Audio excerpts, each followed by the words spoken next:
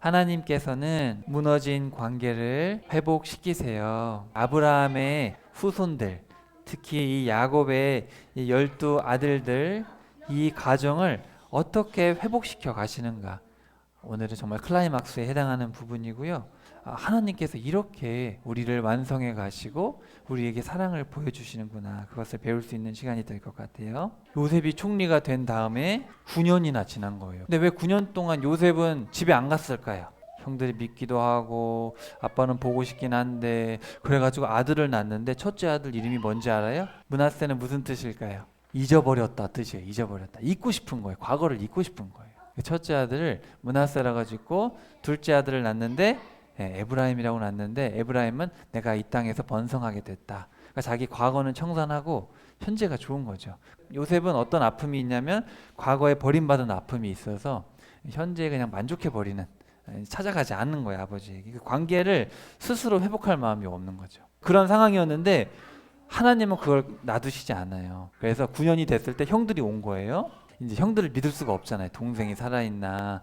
그러니까 24절에 보면 둘째 아들 시므온을 감옥에 가둬놓고 다시 갑니다. 그러니까 아버지 야곱이, 야 너희가 내 자식을 다 뺏어가는구나. 요셉도 없어지고 시므온도 없어졌다. 이제는 베냐민까지 데려가려느냐. 내게는 왜 이렇게 괴로운 일만 일어나느냐. 37절에 누가 나타나요? 르우벤. 자, 동그라미 쳐보세요. 르우벤.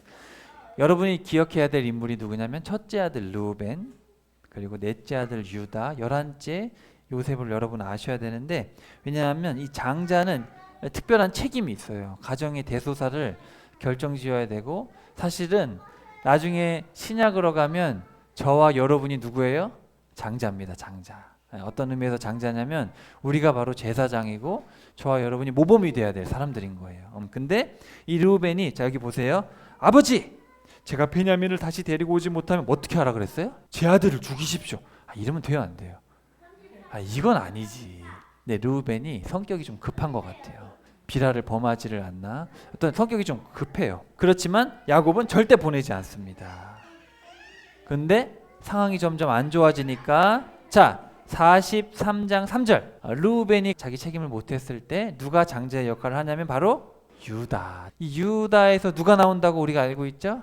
예수님이 나오시는 건데, 이 유다라는 인물이 정말 중요해요. 그래서 유다가 얼마나 길게 아버지를 설득하는지 여기 보세요. 3절부터 쭉 얘기하잖아요. 그죠? 제가 하겠습니다. 제가 이 일을 책임지고 할 테니까 하십시오. 그랬을 때, 자 11절 봅시다. 마침내 아버지 이스라엘이 그래 가거라 그러면서 14절에 보면은 전능하신 하나님께서 그 사람 앞에서 너희에게 은혜를 베풀어 주시길 바란다. 시므온과 베냐민을 너희와 함께 다시 돌려보내 준다면 더 이상 바랄 것이 없다. 내 걱정은 하지 말아라. 자식들을 잃게 된다면 잃어야지. 난들 어찌하겠느냐. 이게 지금 야곱의 인생의 가장 바닥으로 간 거죠. 야곱이 이제 잃을 게 없어요. 요셉 잃었죠. 둘째 아들 잃었죠. 가장 사랑하는 막내. 그러니까 사실은 요셉과 베냐민을 잃는다는 거는 자기가 가장 사랑한 거를 다 잃는 거죠. 라헬 죽었죠. 라헬의 첫째 아들 죽었죠. 라헬의 둘째 아들 잃죠. 그러니까 이 순간 이제 야곱이 이게 뭐예요? 하나님과 겨루어서 이기려고 했던 자신을 내려놓은 거예요. 이제 난 하나님한테 졌다. 하나님 내가 졌습니다. 여러분에게 이 순간이 오셨나요? 그런 경험이 빠를수록 좋아요. 왜냐하면 천국에 갈 때는 가지고 갈 수 있는 게 있어요, 없어요? 우리의 혼만 가져가는, 우리의 혼만 새로운 몸을 입고 천국에 가는 건데, 자 바로 이때가 이제 야곱이 모든 것을 이제 내려놓았고, 모든 것을 내려놓으면 모든 것을 얻을 수 있게 되는 거예요. 그래서 좀 이따가 이제 야곱이 모든 것을 얻게 됩니다. 자 근데 44장으로 가면은 베냐민이 이제 다 잘 마치고 갔어요. 집으로 갔는데 베냐민의 자루에 뭐가 있었어요? 요셉이 쓰는 은잔을 요셉이 몰래 넣어둔 거예요. 왜냐하면 요셉이 아직도 동생을 사랑하나 죽이려고 하나 이렇게 보고 싶었어요.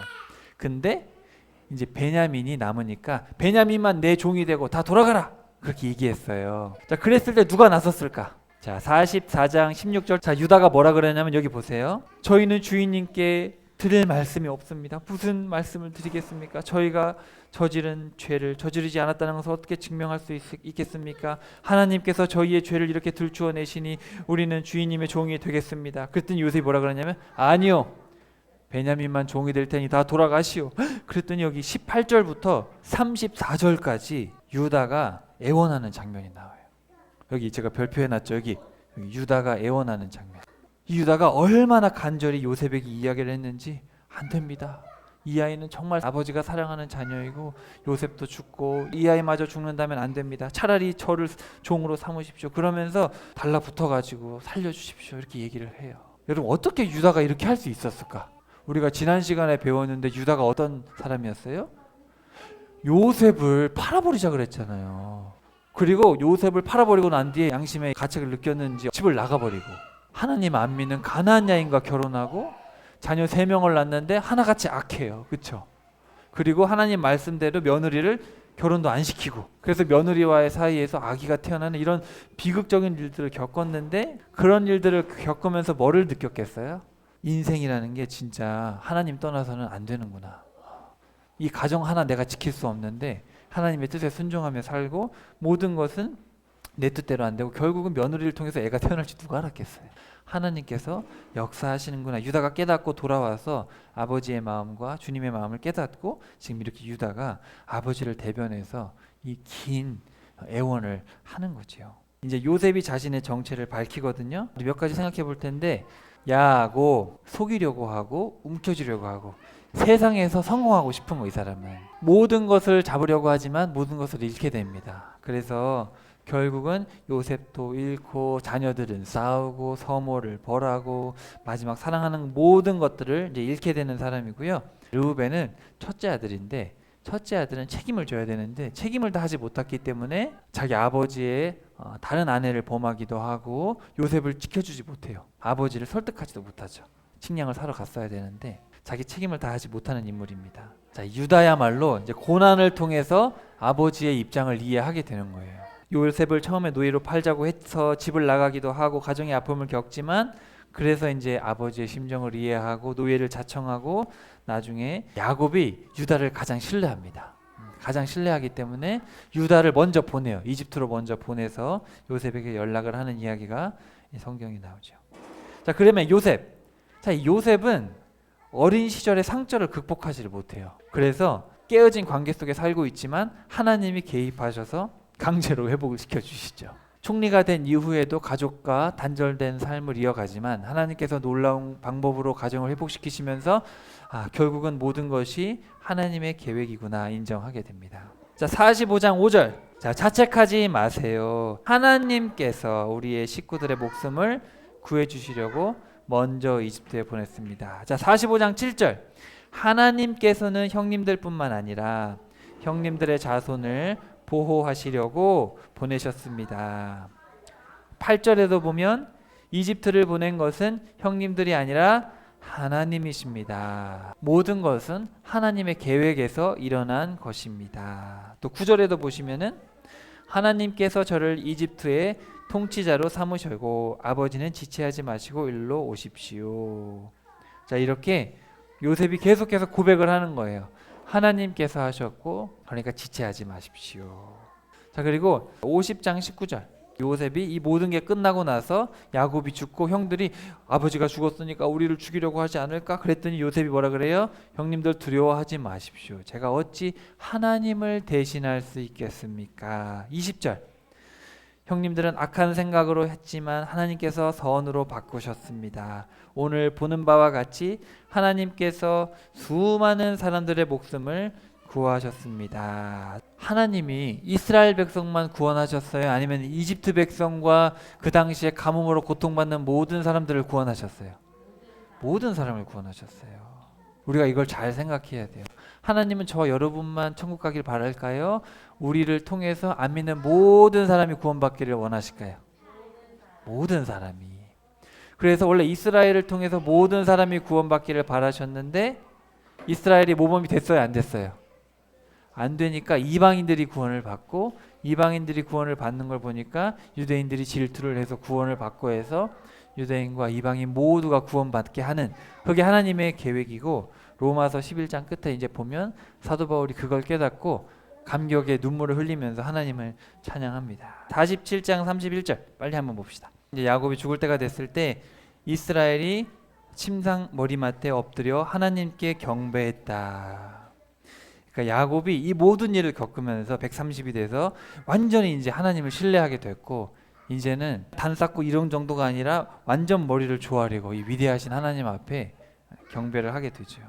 하나님을 이제 안 거예요. 자, 48장 3절에 보시면 전능하신 하나님께서 가나안 땅 루스, 여기 루스가 이제 베델입니다. 베델. 가나안 땅 베델에서 내게 나타나셔서 나에게 복을 주시면서 그때 말씀을 하셨다. 그러니까 그게 바로 이 하나님이시라는 거를 자기가 그때는 이제 어렴풋이 뭐 아버지가 믿는 하나님, 그냥 신 정도 생각을 한 건데, 이제는 자기가 전능하신 분, 그분이 정말 전능하시구나, 이거를 깨닫게 된 거예요. 48장 11절, 내가 너를 못 볼 거라 생각했는데 하나님께서는 이렇게 손자들까지 보여주시는구나. 하나님께서 하셨다라는 걸 이제 고백할 수밖에 없고, 15절, 할아버지 아브라함과 아버지 이삭을 보살펴 주신 하나님, 오늘까지 저의 삶을 이끌어 주셨던 하나님. 또 16절에 보면 온갖 어려움 속에서도 저를 구원해 주신 그분 천사. 그 누구예요? 예수님이잖아요. 예수님, 주의 천사 예수님. 그 예수님이 하나님이시죠. 그래서 그분께서 나타나셔서 틈틈이 인도하시고 역사하시고, 또 21절, 이제 요셉에게 마지막 나는 말을 합니다. 나는 이제 죽을 것이다. 하지만 하나님께서는 늘 너와 함께 하실 것이다. 하나님께서는 너희를 인도하여 내 조상들의 땅으로 다시 이끌어 주실 것이다. 이렇게 야곱이 하나님을 만나고 모든 고백을 하게 되죠. 자, 그래서 이제 이 야곱이 뭐가 열리냐면, 예전에는 세상 것을 움켜쥐려고 했는데 이제는 하나님을 만나니까 이 사람이, 우리 흔히 그런 말 하죠. 영안이 열린다, 그런 말 하잖아요. 그러니까 영적으로 이 사람이 충만하니까 자녀들의 미래를 하나님께서 말씀해 주시는 걸 이제 알게 된 거죠. 그래서 자녀들의 미래에 대해서도 다 이렇게 기도를 해줍니다. 그러니까 그만큼 하나님과 가까워졌기 때문에 하나님이 이제 야곱을 통해서 역사하실 수 있는 거죠. 그러니까 야곱이 대단했다는 게 아니라 하나님께서 야곱을 통해서 이제 역사하시고, 특별히 여기 보시면 우리가 중요한 인물이 누구예요? 르우벤. 르우벤은 죄를 졌어요. 죄를 졌기 때문에 아버지가 저주를 합니다. 넌 탁월하지 못한다. 르우벤은 역사 중에서 큰 일을 하지 못하고, 자, 둘째와 셋째는 왜 저주하셨을까요? 세겜에서 여동생 사건 때 딱 죽여버렸거든요. 그래서 아버지가 너희들은 흩어질 거다 저주를 했습니다. 근데 이 시므온은 계속 죄를 져서, 나중에 살펴보겠지만 계속 죄를 져서 없어집니다. 근데 레위 지파는 반대예요. 죄를 지었지만 하나님을 위해서 계속 일을 하다 보니까 하나님이 크게 쓰셔요. 흩어지긴 흩어지는데 한 사람은 흩어져서 없어지고 한 사람은 흩어져서 일을 하게 되는 이제 그런 일을 겪게 됩니다. 이 유다는 아버지의 마음을 헤아려서 이제 여기서 예수님이 나오시게 되고, 요셉도 아버지의 마음을 기쁘시게 하죠. 자, 이런 아들의 미래를 이제 보게 되고, 자, 우리 이제 오늘로 해서 이제 창세기를 마칠 텐데, 자, 나는 어떤 사람일까 한번 좀 보면 좋을 것 같아요. 자, 아브라함 같은 사람은 이제 일대 신앙, 하나님 안 믿다가 하나님을 처음 믿게 됐어요. 주변에 가족들 중에 아무도 안 믿는데 나 혼자 믿어요. 어떤 그런 느낌이 강해요. 그리고 이제 이삭은 편안한 가정 속에서 신앙생활을 하는 사람이에요. 근데 가끔은 좀 뜨뜻미지근할 수도 있고, 또 좀 결단이 약할 때가 그럴 수 있는 사람이고요. 이제 야곱은 믿긴 믿는데 세상에 매몰돼 있어요. 그러니까 나는 크리스찬이긴 하지만 세상에서 성공하려고 발버둥 치는 그런 인물 정도 될 것 같고요. 요셉은 믿는 집안이긴 하지만 너무 어릴 때 가정이 어려워가지고 상처가 많고, 상처가 많은 사람들은 표출이 되거든요. 근데 하나님이 이런 다양한 일대 신앙, 좀 미지근한 신앙, 아니면 세상 지향적인 신앙, 아니면 좀 상처로, 이런 여러 부류의 사람들이 있잖아요. 뭐 저나 여러분도 어딘가에 속할 수 있을 텐데, 하나님은 그래도 이런 사람들을 다 어떻게든 붙잡으셔가지고 믿음의 사람들을 키워보시려고 하는 것이 이 창세기의 이야기죠. 이 한 가정을 가지고 하나님 어쨌든 인물로 써보려고. 근데 여기서 보시면 성경에 보면 아브라함 이야기와 롯의 이야기가 비교되고 있고, 이삭의 이야기와 이스마엘의 이야기, 야곱의 이야기와 에서의 이야기, 이렇게 비교해서 등장을 하고 있는데, 어려움 중에서도 하나님께서 써가는 사람이 있는데 끝까지 하나님을 저버리는 롯이나 또 이스마엘이나 에서 같은 사람들도 있습니다. 근데 유다도 하나님을 떠났거든요. 유다도 롯같이 이스마엘같이 에서같이 하나님을 떠났었어요. 가나안 여자랑 결혼하고 집 나갔잖아요. 그렇지만 하나님께서는 그런 아픔을 통해서 돌아오게 하시고 유다는 그걸 깨달은 거죠. 근데 똑같은 고난 중에서 어떤 사람은 에서의 길을 가는 사람이 있어요. 하나님의 은혜를, 기회를 주셔도. 근데 어떤 사람들은 그 기회를 보고 깨닫고 하나님께로 완전히 돌아오는 사람이 있습니다. 구원은 하나님께서 하시지만 또 인간의 책임이 없는 건 아니에요. 인간은 우리가 할 도리를 해야 돼요. 하나님께서 우리에게 은혜를 베푸셨을 때 100% 은혜를 구원받지만 그 은혜에 우리가 반응을 해야 됩니다. 반응하지 않으면 천국에 가기 어려워요. 구원은 100% 주님의 것이지만 구원의 책임은 우리에게도 있어요. 그거를 무조건 그렇게 이분법적으로 분리할 수가 없습니다. 은혜로 우리가 구원을 받지만 여러분 열심히 고난 때마다 기뻐하시고 하나님을 의지할 수 있는 믿음으로 살아가실 수 있기를 바랍니다. 하나님께서는 무너진 관계를 회복시키세요.